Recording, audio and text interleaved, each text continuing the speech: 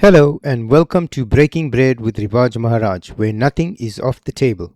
For today's episode, I wanted to talk about the comments made by Donald Trump regarding the Strait of Hormuz and the United States exiting the Iran war within the next 2 to 3 weeks. So without further ado, let's get into it. Now, as you all have probably come to see, the media is going full force with these clips and statements by Donald Trump that the United States will be pulling out of Iran within the next 2 to 3 weeks. But more importantly, what I wanted to touch on were the comments that he made regarding the Strait of Hormuz.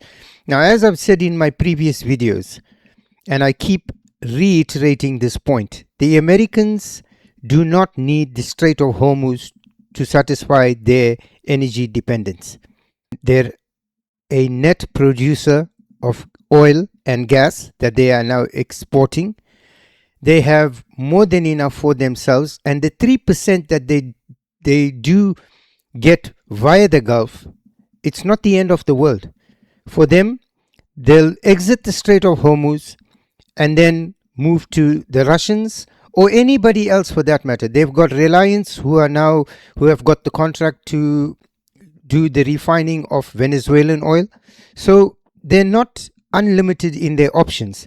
However, the people that are most affected by the Strait of Hormuz being closed or being policed by the Iranians are the Europeans and the UK. Now, at the beginning of this war, the Europeans and the UK came out saying that this is not their war, they want to have nothing to do with it, and that's fine. That's totally fine. However, I suspect, as I did then, and I mentioned in my videos, this was a tit-for-tat game. You know, the likes of Kaya Kallis, these people have no diplomatic skills. They're like kids in a school playground. And they embarked on a tit-for-tat with the United States. You want Greenland, you threatened us over at Davos, you threatened us at at Munich, you've got this to say about us. Stammer is not like Churchill, and Europe needs to walk back some of its policies. All that was what led to that decision by Europe and the UK not to go in and provide assistance to the United States. Now, I'm not here to tell you that the United States, that Europe or the United Kingdom should have went in and assisted or shouldn't have went in. What I'm trying to show you here is the duplicitous nature of the regimes that we support. Our governments that purport policy in our name. They went out and said this is not their war, and they had this high horse moral posturing that they are not getting involved, and they took that stance. Needless to say, the moment the war kicked off, some of the first places that were hit were the United Kingdom's base in Cyprus. United Kingdom assets in the region were threatened, and all these European countries are intertwined with the Gulf countries that were getting hit. So I'm saying to you, whether you chose not to go in, and for whatever reason it may have been, whether you liked it or not, the Iranians dragged you into this war. The fact that you took a stance saying that you are not getting involved was immaterial because it had absolutely no effect on the Iranians. The only ships that are sailing through with energy are Chinese, Russian, Iraqi, Indian and Pakistani. I don't see an Italian ship. I don't see a French ship. I don't see ships carrying energy to the United Kingdom. So all your posturing has amounted to zero. All the posturing has amounted to zero. Now, this is a double whammy for these European and United Kingdom, for the European nations and the United Kingdom, because number one, they've gone and alienated their ally, their NATO ally, the United States. They've tried to heap embarrassment on the United States, and that has now resulted in blowback for them. Because when the Iranians attack them, they've now got to defend themselves. Donald Trump has come out and said he's pulling out of NATO, he's contemplating it. And unless they're going to pay him some exorbitant fee, because he's a businessman, he'll do a deal to remain in NATO, something that is beneficial to the United States. So again, these morons that we have elected or that have been selected to represent us, making policy in our name, digging holes for themselves in Ukraine, digging holes for themselves with Iran, digging holes for themselves against the United States, then go and dig further, deeper holes, and it's our funds that they have to then use to bail themselves out. This is the kind of diplomacy that we put out onto the world stage. This is why I say, if you want to see diplomats worth their salt, the only two diplomats worth their salt currently that come to mind are S. Jaishankar of India and Sergei Lavrov of Russia. Because they're the only two that are consistent, that are diplomatic and maintain some sort of decorum. The rest are a bunch of jokers. They are a bunch of jokers.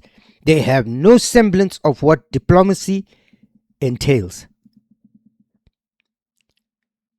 Now, Donald Trump has said to the French, "You're more than welcome. We're leaving. I'm sure the Strait of Hormuz is safe. Go and get your oil." You think the Iranians are just going to hand over oil or the passage or the safe passage and transit of tankers to Europe through the Straits of Hormuz without extracting some benefit for themselves from it? A few words on the world stage condemning what the Americans have done, what the Israelis have done is not going to help. And France doubling down by not allowing planes to stop their carrying supplies for Israel. We'll be leaving very soon. And if France or some other country wants to get oil or gas, they'll go up through the Strait and Hormuz Strait. They'll go right up there and they'll be able to fend for themselves. I think it'll be very safe, actually, but we have nothing to do with that. What happens in the Strait, we're not going to have anything to do with, because these countries, China will go up and they'll fuel up their beautiful ships and they'll leave and they'll take care of themselves. There's no reason for us to do it. By Spain doubling down by shutting down its airspace to American military aircraft, you know, it doesn't help. But at least they've taken a stance on it. The UK government are neither here nor there. You know, one day we're sending a ship, the next day we're not. One day we're opening a base, the next day we're not. One day we in talks with the Americans, the next day we're trying to send troops over to her. And then at the same time we're telling the Iranians that we're not involved. So we've come out looking like a bunch of clowns. And the Americans have called our bluff.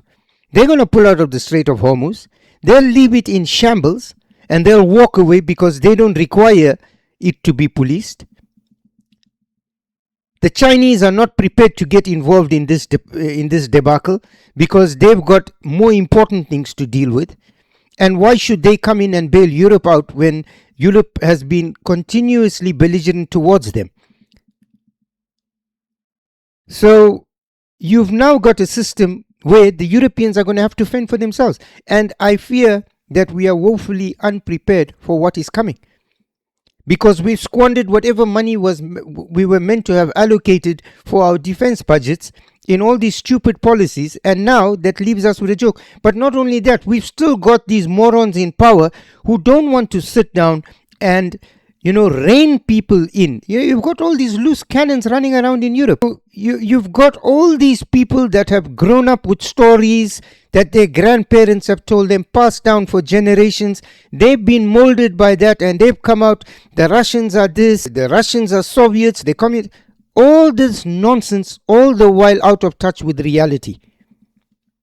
And what has it done? They've gone and further isolated themselves, because now their ally that they've always relied on, and I've got an interview done by Davis Hanson on Sean Hannity, and he's right. Whenever the Europeans have needed assistance, they've always leaned in towards the Americans. These current administrations across Europe and the UK have decided to abandon that relationship. Well, you have the choice to do that. Are you prepared to suffer the consequences that come with such a decision? While you want to lecture to the world and tell them what they can and can't do with absolutely no backing behind you, I don't see how anybody's going to listen. will be leaving very soon.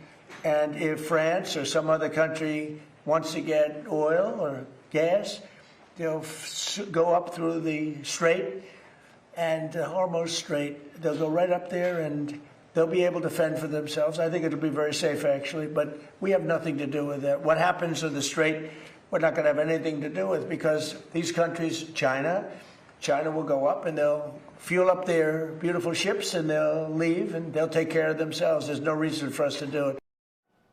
Here with reaction to those comments and my interview with Secretary of State Marco Rubio, Hoover Institution Senior Fellow Victor Davis Hanson. All right, why we went in, what the objectives have been and remain. They've been consistent. The nuclear material, the 60% enriched uranium, the opening of the Strait of Hormuz, and a re-examination of NATO. A lot of news there, Victor.